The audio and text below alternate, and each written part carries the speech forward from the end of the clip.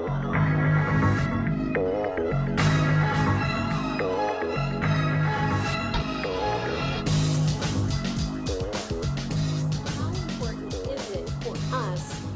parents, as consumers, to prepare for ourselves to retire? It's vitally important. We all have the same asset here that's diminishing, and that's time. All of Yes. us, every day, we're one day closer to, closing our eyes for the last time. When planning for retirement, I urge my clients to tell me, what is your definition of retirement? Okay. Traditionally speaking, it may be, I'm finished working. Our definition of retirement, and we share this with our clients, is what does retirement mean to you? What will you be doing with your time? If that means you want to work, you want to open a catering company, you want to do whatever it is you want to be doing, it's because you're doing that because you love doing that, not because you're financially required to do that. You have retirement income coming in from other sources, whether it's Social Security, pensions, your IRAs, retirement plans, and other investment accounts. You're working because you want to. Maybe you're traveling or volunteering or spending time with your grandchildren. So what is your definition of retirement? That's the first place to begin, and then the plan evolves from there. And that brings up another question very similar to the college planning. For my children, for example, when would I coach them to start thinking about retirement and not necessarily think they're going to retire at this moment, but putting money away for retirement? When they start earning income. Is that right? Because, again, you want to have them developing good habits. Right. Right? So if they have a part-time job, whether it's at the country club or at a restaurant or wherever it may be, having them set aside a certain amount of every paycheck into retirement. They could put it into a Roth IRA, traditional IRA. If they're working part-time, they may not be eligible for a retirement plan through their employer, such as a 401k. However, there are other methods that they could set aside monies for retirement, even if the employer-sponsored plan is not available to them. That's true. And I'm just curious about one other thing is, I'm sure in your literature that you read and your clients that you service and all of your training, have you seen success stories where youngsters, for the most part, had been doing that? And you just told me a story a few moments ago about one, I think a teenager that's putting $50 away. Tell us a success story. Have you seen that develop into a plan where they could retire comfortably at a comfortable age? Yes, but I'm going to use a different scenario or different case study, if you will. Sure. We have a client who she's been saving for a long time, and it just started a little bit when she was younger. Maybe it was $50 or $100 a month. And she just started with that, and every month it just was directly coming out of her bank account, just like you may automatically pay your cell phone bill, that kind of thing. Right.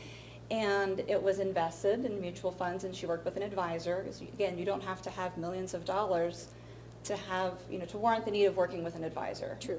More people need advisors than maybe they realize.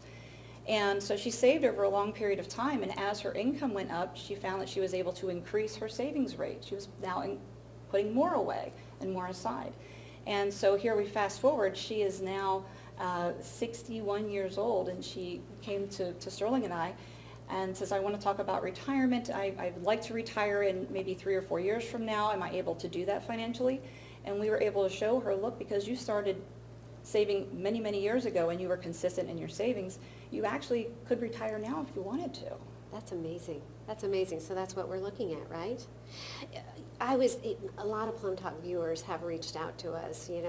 We hear questions, we hear people talking, and one thing that we are hearing, and one woman asked me to ask you, so forgive me, but I'm going to pass along the question here, is she's struggling as a woman who has been divorced and really devastated for the most part, starting out from ground zero, and she is curious, in your opinion, do you see women in the financial arena struggle in unique ways? I do. Aside from her recent divorce, when it comes to retirement planning, I feel that women face our own unique set of challenges. Statistically, we live longer. Yes. That means we have more years to plan for, and our dollars have to stretch out for a longer period of time. Also, we tend to be more conservative investors. If I had to stack up the male versus female clients that only invest or put money into CDs and in savings accounts.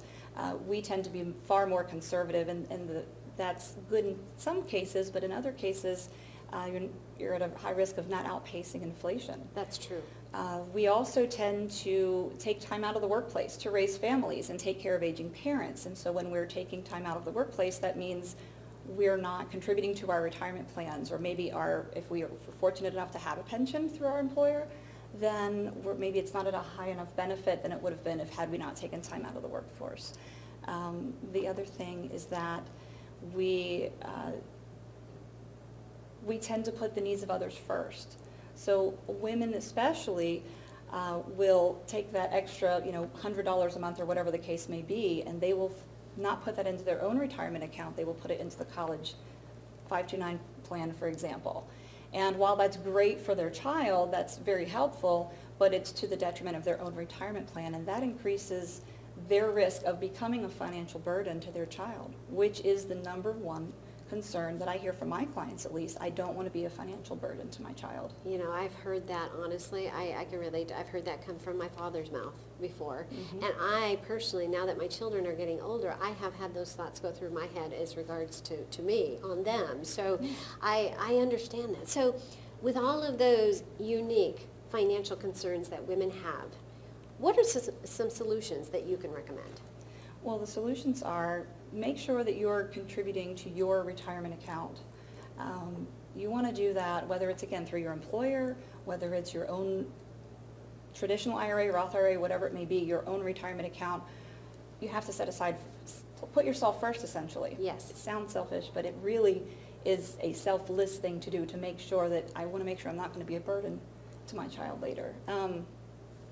Also, the other thing is to work with an advisor so that you know how you're positioning the savings dollars that you're putting aside in retirement, and also if you're also to contribute to the college 529 plan and such. Right.